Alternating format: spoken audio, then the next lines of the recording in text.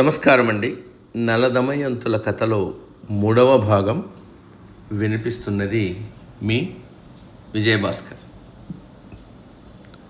దమయంతి రూప లావణ్య విశేషాలను అంతకు మునుపే హంస ద్వారా తెలుసుకున్న నలమహారాజు కూడా ఆ స్వయంవర మహోత్సవానికి సపరివార సమేతంగా విదర్భ రాజధానికి చేరుకున్నాడు. ఆ సమయంలో భూలోక సంచారం చేయుచున్న నారద మహర్షి ఆ రాజ్యానికి చేరుకుని అక్కడ విడిది చేసి ఉన్న నలమహారాజును చూశాడు.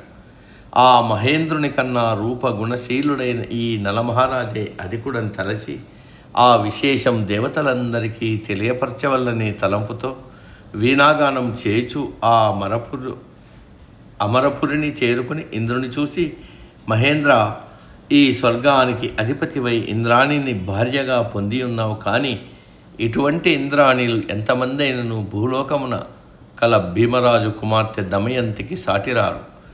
ఆ కన్యామనికి భీమరాజు స్వయంవరాన్ని నిర్ణయించి ఉన్నాడు. ఆ స్వయంవరానికి భూలోకంలోని రాజులందరూ విజయం చేసి ఉన్నారు. ఆ మహోత్సవాన్ని కన్నులారా చూసి తీరవలసిందే, కానీ వర్ణింపనలవి కాదు. స్వయంవరంలో దమయంతిని వరించే అదృష్టవంతుడు సాక్షాత్తు ఆ శ్రీలక్ష్మి చేపట్టిన మహావిష్ణువుతో సమానుడగును. అతడే ఉత్తముడు, సుశీలుడు, పుణ్యాత్ముడు. ఇంద్రభోగముల కన్నా ఎక్కువ భోగములను అనుభవించగలవాడు. భూలోక విశేషాలను ఎప్పటికప్పుడు నీవు తెలియజేయమని నన్ను అడిగినందున ఈ విశేషాలను నీకు తెలియజేస్తున్నా. ఇక నాకు సెలవు, నారాయణ నారాయణ అంటూ అక్కడి నుంచి నిష్క్రమించాడు. నారదుని మాటలు విన్న మహేంద్రునికి మతిభ్రమ కలిగినట్టు తోచింది.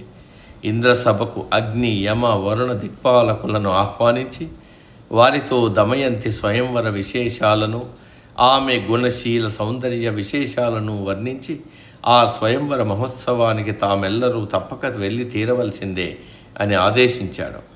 మహేంద్రుని ఆదేశానుసారం అతనితో కలిసి దిక్పాలురు అందరూ రత్న ఖచిత పుష్పక విమానాలలో సురలోకమును విడిచి భూలోకమున ఉన్న విదర్భ రాజ్యానికి చేరుకున్నారు.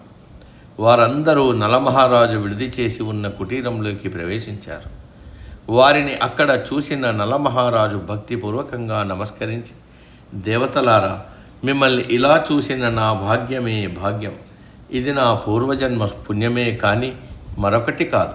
మీ రాకకు గల కారణాన్ని తెలిపి నేను చేయవలసిన కార్యం ఏదైనా ఉన్న ఎడల దయచేసి ఆనతీయండి. ఈ కార్యము ఎంత దుర్లభమైనదైనను దానిని నా సాయశక్తులా నెరవేర్చుటకు సంసిద్ధుడనై ఉన్నాను అన్న ఆ నలమహారాజుతో ఇంద్రుడు ఇలా అన్నాడు. ఓ రాజా, నీవు ఎంతో పుణ్యాత్ముడవు, భూలోక ఇంద్రుడవు, స్వరలోక ఇంద్రుని కార్యమును తీర్చగలిగిన వాడవు. పరోపకారమును నిన్ను మించిన వారు లేరు. నీవు మాత్రమే నా కార్యమును నెరవేర్చగలవు. దయచేసి నా అభీష్టమును నెరవేర్చేదనని నాకు మాట ఇవ్వు అన్న ఇంద్రునితో నలమహారాజు, నాకు సాధ్యమయ్యే కార్యం ఏదైనప్పటికీ తప్పక నెరవేర్చగలను. అలా అని మీకు వాగ్దానం చేస్తున్నా. దయచేసి ఆ కార్యం ఏమిటో సెలవివ్వగలరు అన్నాడు.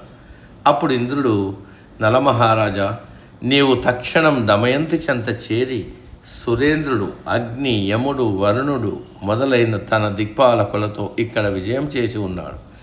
వారిలో ఒకరిని వివాహం చేసుకుని సమస్త భోగ భాగ్యాలతో విరాజిల్లుతూ అతి శ్రేయమును పొందగలవని తెలుసుకోవలసింది.